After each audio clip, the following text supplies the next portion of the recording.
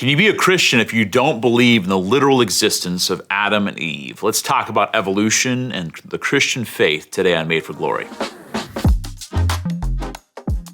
Hey guys, welcome back to Made for Glory. And I would love it if you would like, share, and subscribe to this video and to all of our videos.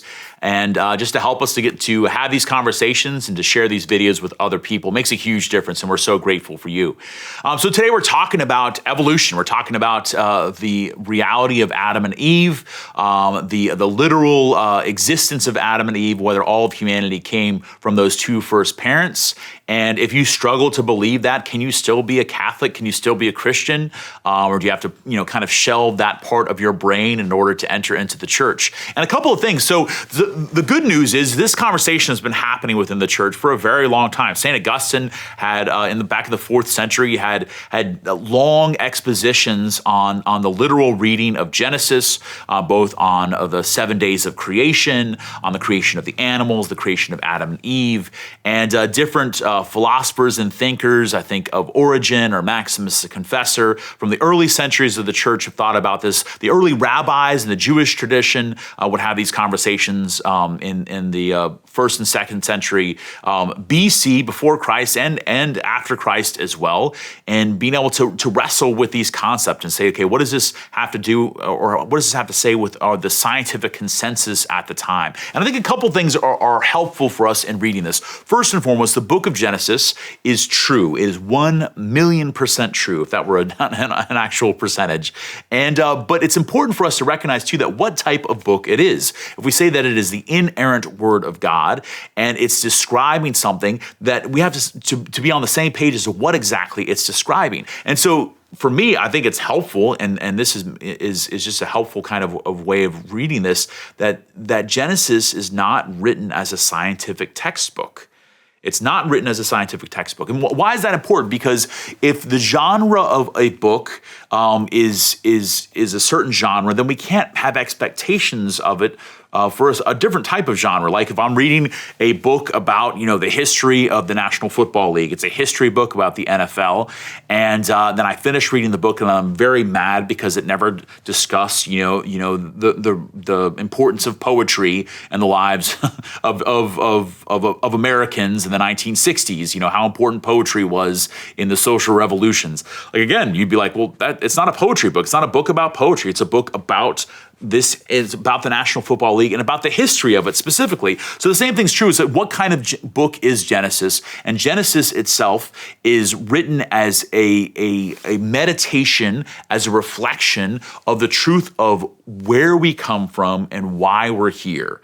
So where we come from and why we're here. So if you think of that creation story in the first 2 chapters of Genesis, where we come from and why we're here. And it's contrasting with the creation myths, and myth as used not as something like a pejorative term to say something's not true, but myth as in like using mythic language that were very common in the Babylonian Empire at the time that the first 5 books of the Bible were compiled, were brought together as one, as the books of Moses, as they're often called. Because back then there was creation myths with the Babylonians that said that we come from chaos. We come from the wars of the gods.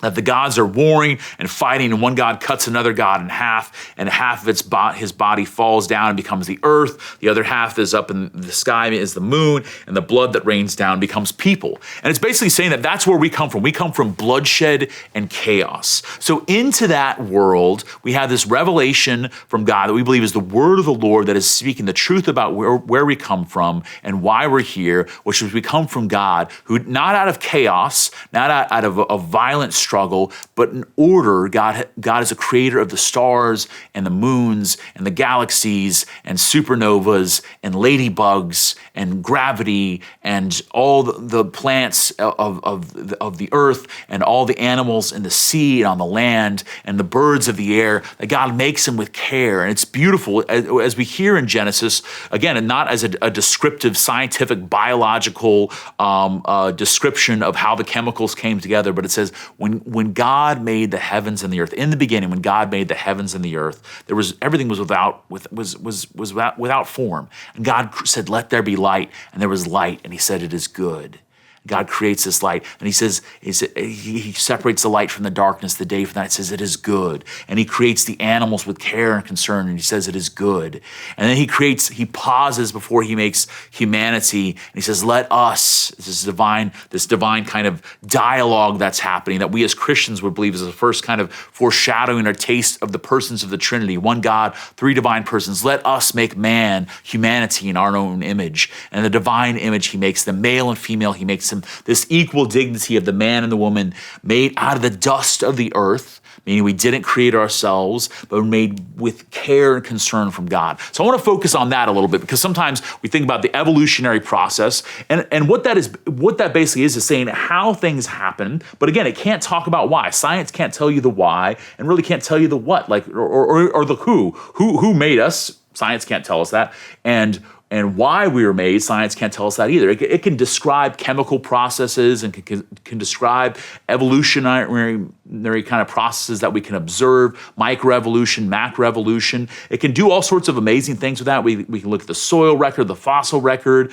We can make assumptions. A lot of times there are assumptions that have to be made, jumps in logic that have to be made in order to bridge the gap between certain, kind of stages of human development across the evolutionary chain. But ultimately, they can't say why. So for us, we can say that God made us out of the dust of the earth. And even if you want to say, and you could say this as a faithful, believing Christian, that God utilized an evolutionary process. Again, that's a scientific claim. That's not a religious claim. It's possible to say that God used an evolutionary process. And you could even say that the language of Genesis and the second creation account, where God forms the man out of the earth and breathes life into him, that's a description of God taking this evolutionary process and then doing something that's qualitatively different. Because what we have to maintain and believe as Christians is that we are not merely an evolutionary process. We're not merely the unrolling of history from monkeys to whatever the next thing is, to Neanderthals, to now to Homo sapiens, where we are now. That something intrinsically happened in the creation and the differentiation between a man and woman created in the image and likeness of God. So you can say, if you want, if the created out of the dust of the earth is a colloquial reference to what we would understand as an evolutionary process, that's fine. But again, that's a scientific claim, but it doesn't necessarily contradict the religious claim. Now, some people say this too. They see the days of creation.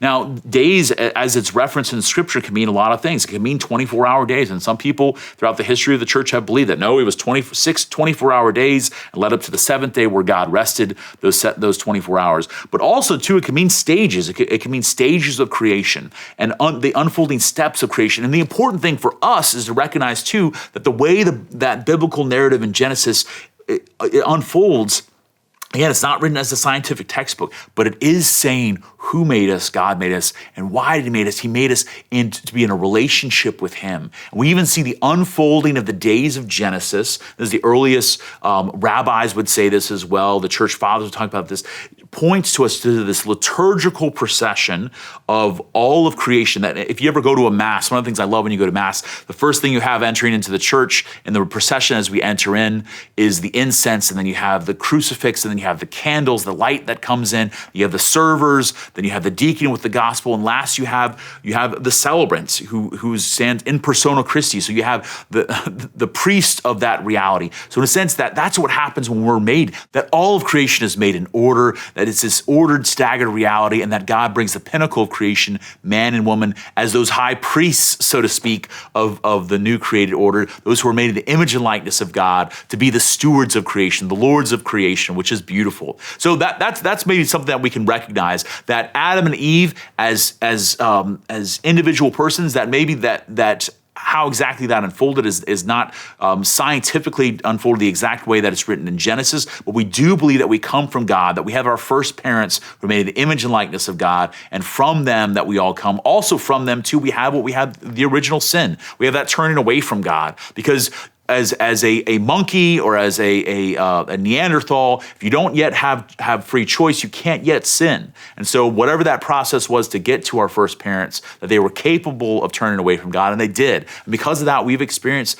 the downfall of creation. We've experienced the wounding of creation, but we've also experienced the hope that is ours in Jesus Christ, the hope that God gives us by sending his son in our humanity, in this flesh, taken from the earth in order to save us so that this reality can be glorified in heaven one day. So I'd love to hear your guys' experience of this. How did you learn about evolution? How did you learn about the creation story? When you learned about those two things, did that give you a crisis of faith? Maybe you don't believe now. I'd love to hear in the comments below what your thoughts are on this. And is it compatible? Is our faith in Genesis compatible with our understanding of science? And how you be able to make that reconciliation in your mind? So let's continue that conversation. And I'd love to hear more from you. And I'll see you next time here on Made for Glory.